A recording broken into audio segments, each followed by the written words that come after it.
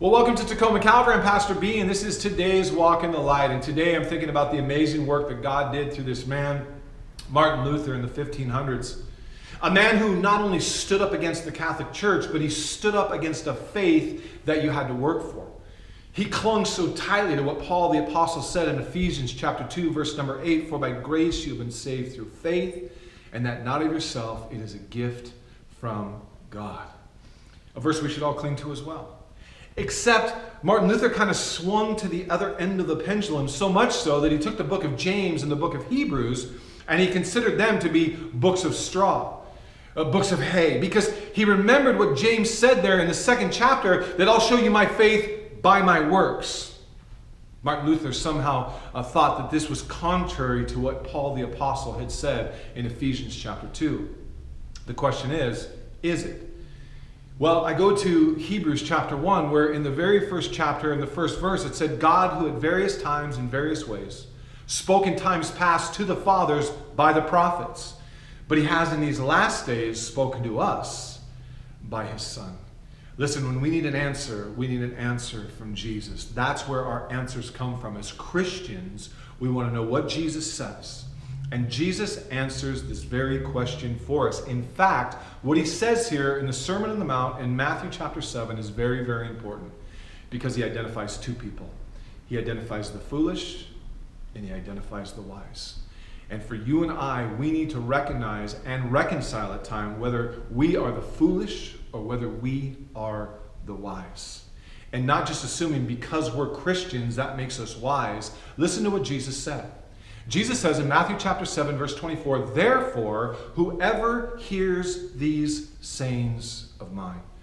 That's the first portion of it, hearing what Jesus says. But he goes on and he says, "and does them."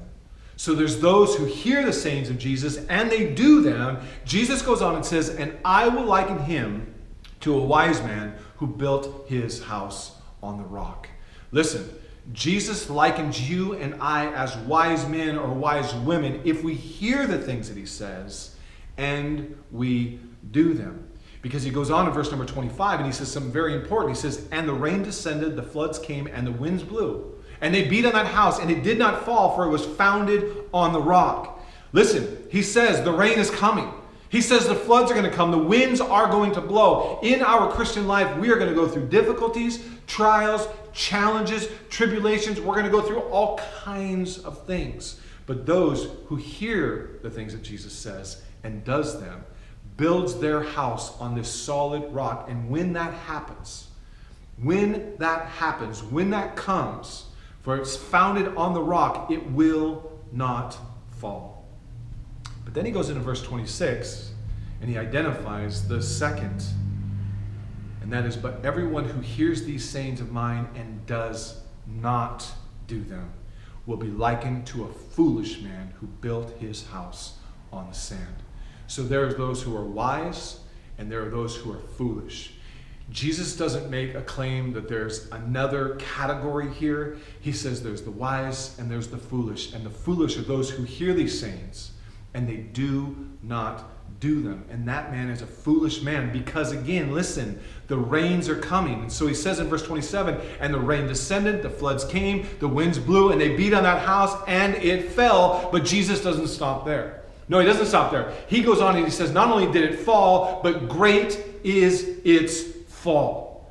This is serious business because, again, Jesus is not saying to us that we're not going to go through these things, but he's giving us the answer on how we're able to get through them, and that is to hear Jesus.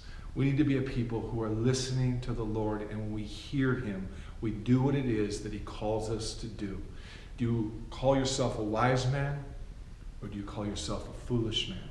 And if you call yourself a wise man, but yet this verse doesn't speak about how your life is going, then you need to pray and you need to ask God, "God, would you reveal that to my very heart?" Because again, being a wise man is one, when these things come, that when those rains and when the wind and all these things beat on your house, it is going to stand on the sure foundation of Christ.